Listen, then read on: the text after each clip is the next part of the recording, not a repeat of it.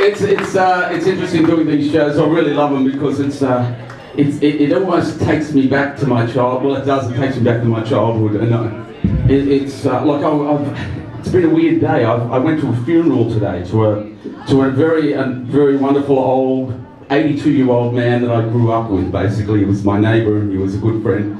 And it's really interesting, you know. You can sit there and you can see what his life was about, you know, and his life was about sport, and they talked about his achievements as a sportsman, and it was really, really beautiful. And I think about Hendrix, like he was only alive for 27 years or so. It wasn't a long time, you know. And they actually say in the spiritual world, what you do is you keep coming back here, life after life, and they say that this life is like 1 grain of sand in a beach. And that's just one of them. So you keep coming back. And they say that it's like a jigsaw puzzle. I don't know whether it's true. It doesn't really matter. But they say it's like a jigsaw puzzle. It's not like a hierarchy. So, but they say, but what?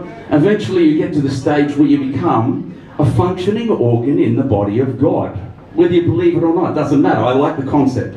And so, you know, but people like Hendrix, they say also that once you've achieved that enlightenment, that you can actually come back of your own accord to inspire the masses. And I think that's what Jimmy did.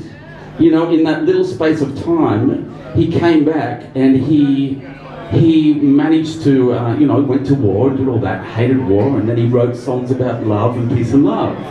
And he inspired, and I think that that's a beautiful thing, and I'm so glad that you're all here tonight to experience peace and love. So it brings me back to my childhood, and I love that sort of... I mean, me, this time around, I'm just after the pussy and the beer. Well,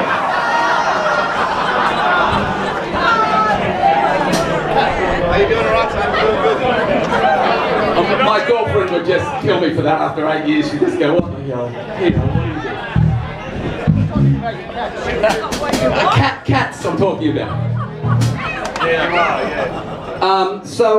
You know, I mean, I guess after saying that, I mean, you know, we've got Syria being an absolute nightmare. I usually don't watch the news, but I turned it on tonight and I saw a bit of Syria, and then the retaliation cracked me up. You know, they said it was a measured and a proper response for what was going on. And I just thought, you know, I had a problem with my neighbour a couple of weeks ago. You know, he was renovating and he was working past the hours and on Saturdays and Sundays. And I thought, I hate this guy, and I'm screaming at his builder, and the builder was going to help me up. And I thought, well, I'm going to put super glue in your locks, and I'm going to, you know, put tacks under your wheel. And then I thought, it's going to work out fine. I don't need to retaliate.